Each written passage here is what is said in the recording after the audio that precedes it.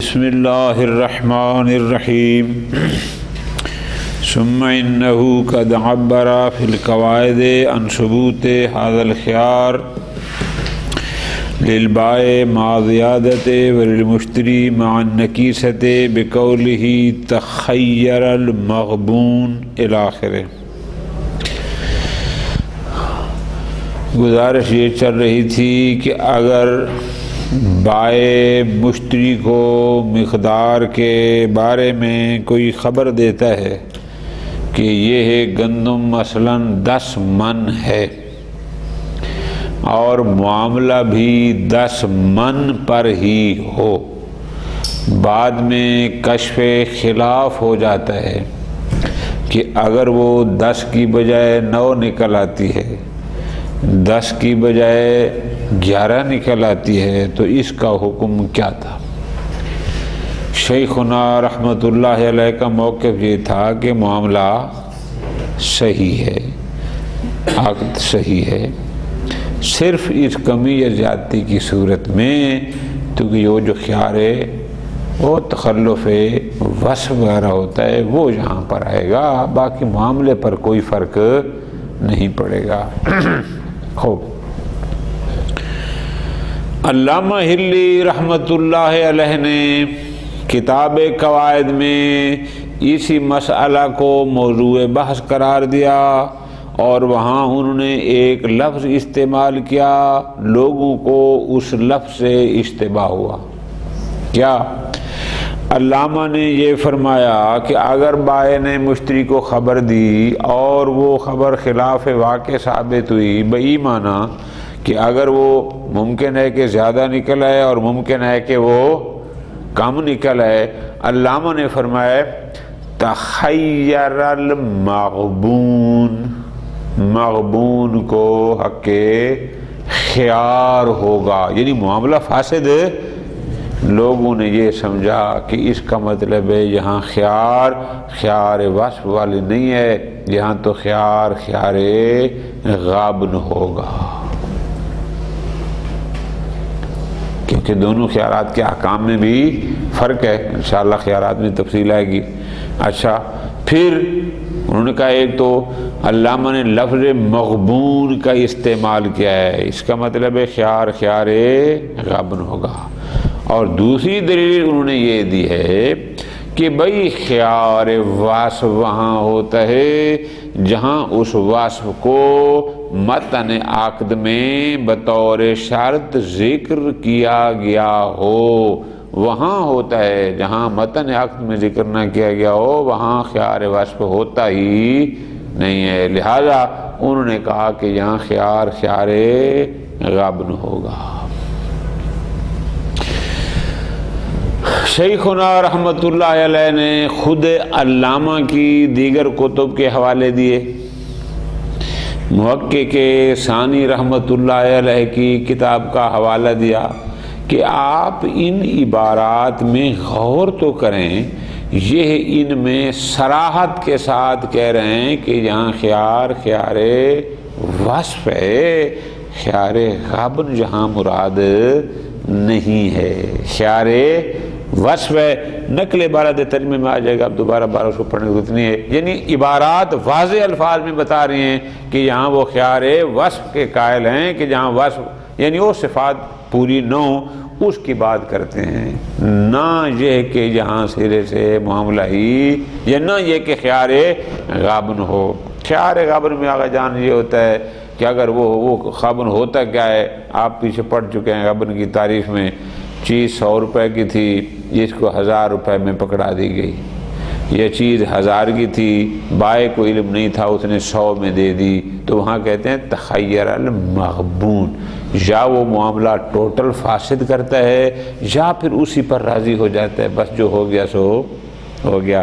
لیکن وصف وغیرہ میں یہاں کیا ہوتا ہے؟ وصف یہاں یہ ہوتا ہے کہ نہیں، یا فاسد کرے گا یا اس کا عرض لے گا، یہ جو کمی ہوگی اس کمی کو وہ پورا کرے گا۔ فرماتے ہیں یہ فرق ہوتا ہے۔ آپ فرماتے ہیں علامہ کی تذکرہ کو دیکھیں اور موقع کے ثانی کی جامع المقاصد کو دیکھیں کہ اس میں وہ واضح الفاظ میں اس بات کو بیان فرما رہے ہیں کہ جہاں جس خیار کی بات آ رہی ہے وہ خیار غب نہیں بلکہ خیار وصف ہے، اور وہ کیوں؟ اس لیے کہ وہ احکام جو واضح الفاظ میں بتا رہے ہیں، کیا وہ چاہے تو معاملے کو فسخ کر لے، چاہے تو جتنی کمی ہے اس کمی کو پورا کر لے، یا اگر زیادتی ہے تو زیادتی کی صورت میں فرق ہے، 10 من کی بجائے 11 من ہے، تو علماء کیا کہتے ہیں؟ چاہے تو معاملہ سارا فسخ کر دے، چاہے تو جو زیادہ ہے اس کی مزید قیمت لے لے۔ تو یہ باتیں خیار غبن میں تو نہیں ہوتی، لہذا آپ کو جو لفظ غبن سے اشتباہ ہوا ہے وہ نہیں ہونا چاہیے۔ نمبر 2، آپ کی وہ پریشانی کیوں ہوئی؟ آپ کیوں کہتے ہیں کہ یہاں خیار غبن نہیں ہے؟ یقیناً آپ نے علامہ کے اس لفظ مغبون کو دیکھا ہے، تخیر المغبون۔ جناب ایک غبن اصطلاحی ہوتا ہے، وہی کہ 100 کی چیز 1000 میں دے دینا، 1000 کی چیز 100 میں، یہ ہوتا ہے اصطلاحی کے جہاں خیال۔ ایک غبن ہوتا ہے لغوی معنی کے لحاظ سے، وہ کیا ہوتا ہے؟ تضرر۔ تضرر کیا ہے؟ یعنی جس کو ضرر ہوا ہے، ظاہر ہے اگر 10 من کی بجائے 9 من دیا جائے گا تو 1 من کا ضرر کس کو ہوگا؟ مشتری کو۔ 10 من کی بجائے 11 دیا جائے گا تو 1 من کا ضرر کس کو ہوگا؟ یہ جو علامہ نے لفظ مغبون استعمال کیا ہے یہ اس کے لغوی معنی میں استعمال کیا ہے، نہ وہ اصطلاحی معنی کے جو ہم لیتے ہیں کہ معاملہ غبن ہو گیا جس کے ساتھ پھر وہ والا مراد ہی۔ کیوں؟ آپ دیکھتے نہیں ہیں کہ شہید نے لمحہ میں بھی اسی لفظ کو استعمال کیا ہے، لیکن وہاں واضح اور دو ٹوک ہے کہ مراد وہ والا غبن اصطلاحی نہیں ہے بلکہ مراد وہ غبن لغوی ہے، تضرر ہے۔ پھر آپ نے ایک اور بات کی ہے، وہ یہ کی ہے کہ یہاں مراد خیار غبن ہوگا، خیار وصف ہو ہی نہیں سکتا۔ کیوں؟ اس لیے کہ خیار وصف تو وہاں ہوتا ہے جہاں صفت کو متن عقد میں ذکر کیا گیا ہو، جہاں تو متن عقد میں ذکر ہی نہیں کیا گیا۔ شیخنا اس کا جواب دیتے ہیں، صفات 2 قسم کی ہوتی ہیں۔ کچھ صفات ہوتی ہیں جو خارج از حقیقت ہوتی ہیں کہ جن کو بیان کیا جائے تو وہ شامل ہوتی ہیں، بیان نہ کیا جائے تو وہ شامل۔ بہت آسان تھی، پیاری سی آسان مثال دی ہے۔ اگر ہم عابد کے ساتھ کتابت یا خیاطت کو شرط قرار دیں گے تو وہ اس میں معیار ہوگی، بیان نہیں کریں گے تو وہ معیار بھی۔ کیوں؟ اس لیے کہ خیاطت ہو یا کتابت یہ حقیقت عبد میں شامل نہیں ہے، ٹھیک۔ اور کچھ ایسی ہوتی ہیں کہ جو اصلاً محتاج بیان ہی نہیں ہوتی، جیسے شے کا سالم ہونا عیوب سے۔ اب یہ شرط ہے یا نہیں ہے، لیکن اب یہ محتاج نہیں ہے کہ اس کو باقاعدہ متن عقد میں بیان کیا جائے۔ کیوں؟ چونکہ متبع عین کے ذہنوں میں یہ بات ہوتی ہے کہ جو دیا جا رہا ہے یا جو کچھ لیا جا رہا ہے بطور عوض وہ سالم ہونا چاہیے، سلامتی، یہ بھی تو صفات میں سے۔ اور فرماتے ہیں یہ جو ہے نا مقدار والی بات یہ سلامتی سے بڑھ کر ہے۔ کیوں؟ چونکہ اگر یہ مقدار نہ ہو تو سرے سے معاملہ صحیح ہی نہیں ہوتا۔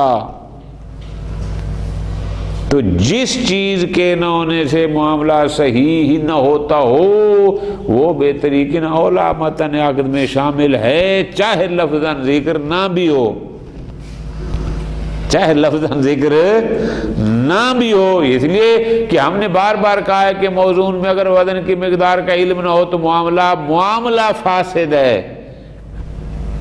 لہذا فرماتے ہیں جہاں اگر اس نے کہا ہے 10 من اور وہ نکلی ہے 9 من، اب آپ یہ نہ کہیں کہ چونکہ متن عقد میں اس نے نہیں کہا تھا لہذا یہ اس میں نہیں آتی۔ نہیں بھائی، یہ اس میں ہے، یہ اصلا لفظوں کی محتاج ہی نہیں ہے بلکہ یہ بے طریقین اولا ہے۔ اگر یہ نہ ہو تو سرے سے معاملہ ہی درست نہیں ہوتا، لہذا یہ والی دلیل بھی آپ کی درست۔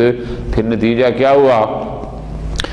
علامہ کی عبارت سے جو آپ کو اشتباہ ہو رہا تھا کہ یہاں خیار غبن ہوگا، فرماتے ہیں نہ، انہوں نے اگر مغبون کہا ہے تو وہ لغوی معنی میں، پھر آپ نے جو دلیل دیا ہے کہ متن عقد وہ مراد نہیں ہے، یہاں اس مسئلہ میں اگر مشتری اخبار بائع پر کرتا ہے اعتماد اور بعد میں زیادتی یا نکیسہ نکل آتی ہے تو یہاں جو خیار ہوگا وہ خیار غبن نہیں بلکہ وہی خیار ہوگا جو وصف جاجوز والا ہوتا ہے۔ ٹھیک ہو گیا؟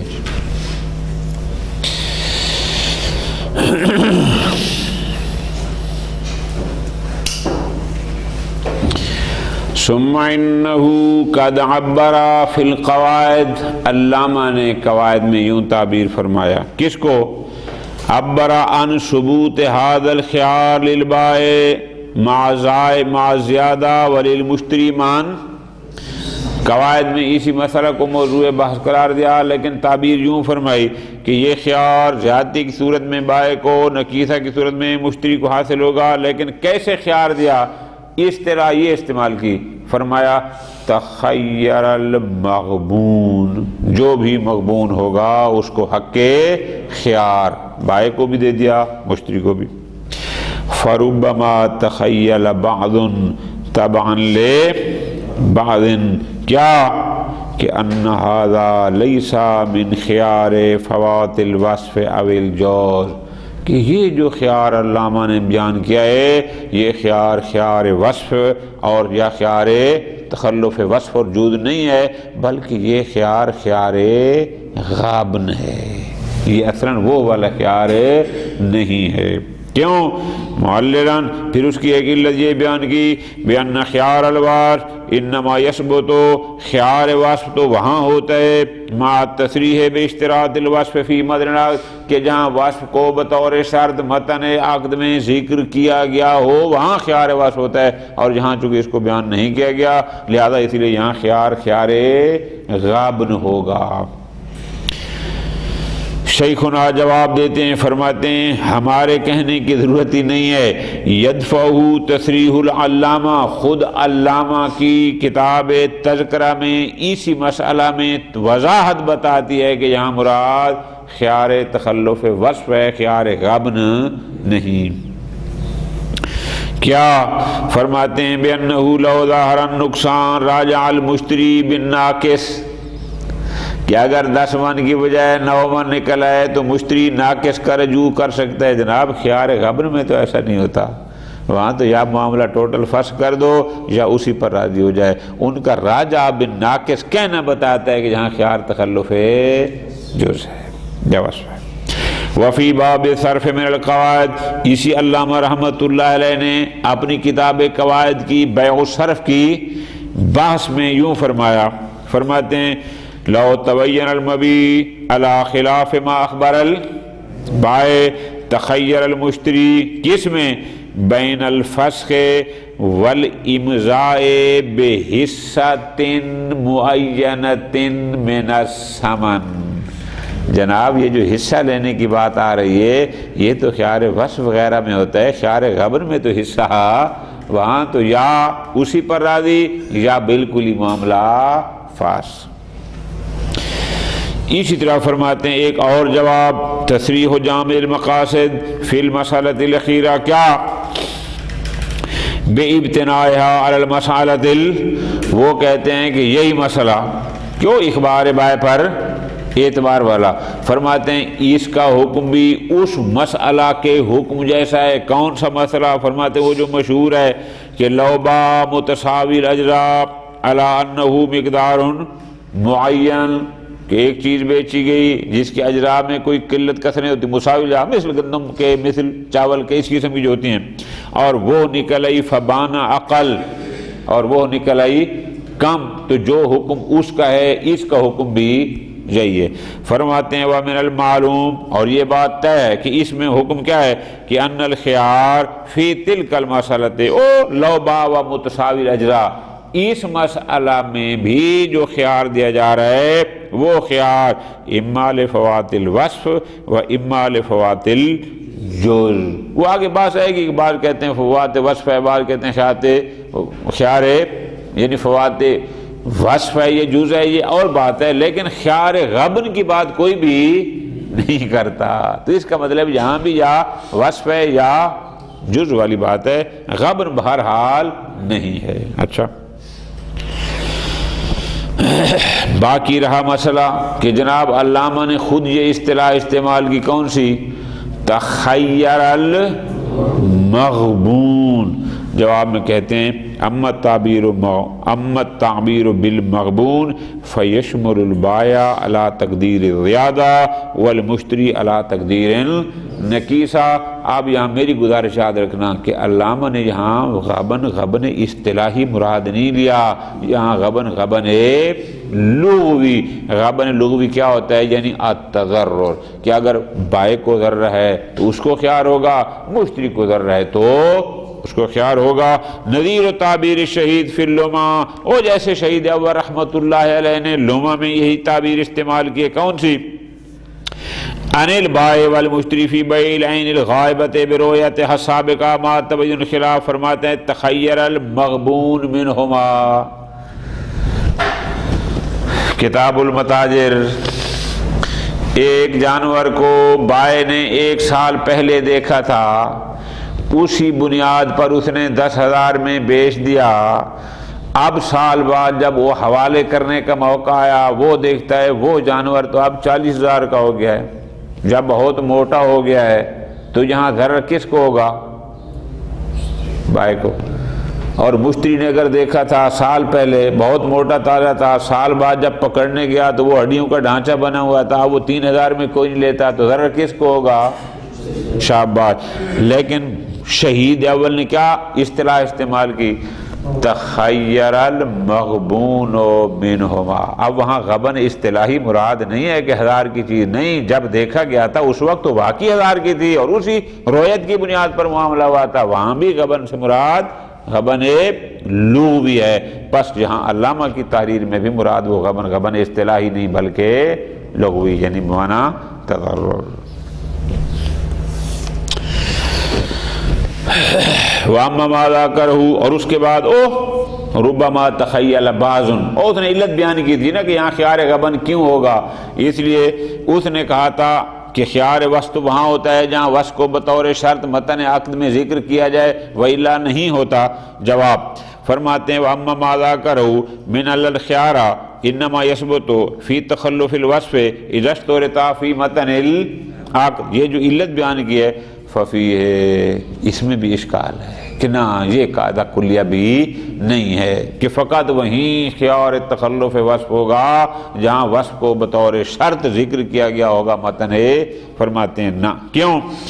فرماتے ہیں ان ذالک فی الاوصاف الخارجۃ التی لا یشترط اعتبارها فی صحت البیع، یہ تو ان صفات میں ہوتا ہے کہ جو صفات حقیقت مبیع سے خارج ہوں، جن کا صحت عقد سے کوئی تعلق نہ ہو، کل کتابت العبد و اب آگا دیکھو نا، اگر ایک عبد کاتب نہیں ہے تو کیا اس کے عبد ہونے سے منافات رکھتا ہے؟ یا خیاط نہیں ہے تو حقیقت عبد سے تو کوئی اس کا تعلق، یہ تو اضافی صفات ہیں، خارج ہیں۔ لیکن خوب ایسی صفات کے لیے تو ضروری ہے کہ ان کو متن عقد میں ذکر کیا جائے۔ اما الملحوظ فی عنوان المبیع، لیکن کچھ صفات ایسی ہوتی ہیں کہ جو عنوان مبیع میں ہر حال میں ہوتی ہیں، بحیث لم یلاحظ، کہ جب تک ان کا خیال نہ کیا جائے، لم یصح البیع، بیع درست ہی نہیں ہوتی۔ کیسے؟ کا مقدار معین من الکیل او الوزن او فہذا، جو اس قسم کی اوصاف ہوتی ہیں، لا یحتاج الی ذکرہ فی متن العقد، جس کی محتاج نہیں ہوتی۔ کیوں؟ فإن هذا اولی من وصف الصحہ، بھائی آیا صحت بھی وصف صفات میں سے ہے یا نہیں ہے؟ آیا صحت کو متن عقد میں ذکر کرنا ضروری ہے؟ ہم کہتے ہیں نا، کہ اگر وہ چیز صحیح نہیں ہوئی تو بھائی صحیح نہیں ہوگی۔ کیوں؟ اس لیے کہ وہ ارتقادی چیز ہے، وہ اذہان میں موجود ہے کہ جب تک چیز صحیح نہیں ہوگی بھائی صحیح نہیں ہوگی۔ فَإِنَّ هَذَا بلکہ یہ مقدار معین جیسی کیل اور وزن وغیرہ جیسی اوصاف اولا من وصف صحت، وصف صحت سے اولا ہے کہ الذی یغنی بناء العقد علیہ عن ذکرہ، کہ اس کو بھی متن عقد میں ذکر کرنے کی ضرورت، میں یہ موبائل آپ کے پاس بھیجتا ہوں اس شرط پر کہ یہ صحیح ہوگا، نہ ایسی شرط بیان کرنا نہیں ہے، اس لیے کہ یہ بات ایک مسلم ہے کہ دونوں کے ذہن میں یہ ہے کہ لینے والا بھی یہی سمجھتا ہے کہ یہ سالم ہوگا، صحیح ہوگا، اور دینے والا بھی سمجھتا ہے کہ یہ فَإِنَّ مَعْرِفَةَ وجود ملاحظت الصفت لیست من مصححات العقد، یعنی پہلے اس کی صحت کو جاننا کہ یہ صحیح ہے مصحح عقد نہیں ہے، لیکن موزون اور مکیل میں کیل اور وزن کو پہلے جاننا یہ مصحح عقد میں سے ہے، یہ نہ ہو تو عقد ہی صحیح نہیں ہے۔ وَكَيْفَ كَانَ فَلَا إِشْكَالَ فِي كَوْنِ هَذَا الْخِيَارِ خِيَارُ التَّخَلُّفِ، بہرحال یہاں جو خیار دیا جا رہا ہے مشتری کو یا بائع کو، یہ خیار غابن نہیں بلکہ خیار تخلف ہے بس۔ ہاں انما الاشکال، البتہ اگر بحث ہوگی تو وہ یہ ہوگی کہ ان المتخلف الحقیقہ، کہ جو چیز وہ پوری نہیں ہوئی آیا وہ جزء مبی تھی یا وصف من اوصاف المبی تھی، اس میں البتہ ہے خیار تخلف، لیکن آیا خیار تخلف جز ہے یا خیار تخلف وصف ہے، خیار غابن بہرحال نہیں ہے، اس میں اختلاف ہے۔ فَلِذَلِكَ اخْتَلَفَ فِي أَنَّ الْإِمْضَاءَ هَلْ هُوَ بِجَمِيعِ اس سمن کہ کیا آیا اگر وہ فسخ نہیں کرتا تو بس جو سمن دی تھی وہ ساری کی ساری اسی کی ہو گئی، یا نہ بلکہ اگر وہ کم تھا تو مشتری کوئی سمن واپس لے گا، اور اگر زیادہ تھی تو بائع مزید سمن لے گا۔ كنسبة الموجود من الأجزاء إلى المعدوم تمام الكلام في موضع تعرض الأصحاب اس کے بعد ایک چھوٹا سا تتمہ ہے بھائی، اخبار بائع پر اعتماد کر کے معاملہ کرنا صحیح تھا، کیوں؟ ہم نے یہ کہا تھا کہ اخبار واقع در حقیقت طریق ہوتا ہے اس علم کا کہ جو معتبر ہوتا ہے، وہ کیا معتبر ہے؟ شرائط وزن علم بمقدار المسمن، اور اخبار بائع اس علم بے مقدار مسمن کی طرف ایک طریق ہے، موضوع نہیں ہے بلکہ طریق، یعنی کہ طریقیت ہے، موضوعیت نہیں ہے۔ فرماتے ہیں اگر طریقیت ہے تو پھر فقط اخبار پر اکتفا نہ کریں، ہر وہ چیز جو علم بے مقدار مسمن کے لیے بطور طریقیت واقع ہوتی ہو اس پر اعتماد کر کے معاملہ کرنا صحیح ہے، فقط اخبار بائع کے ساتھ یہ صورت خاص نہیں ہے۔ یہ تتمہ اس بات سے متعلق ہے۔ ثم ان فی حکم اخبار البائع بالکیل والوزن من حیث ثبوت الخیار عند تبین الخلاف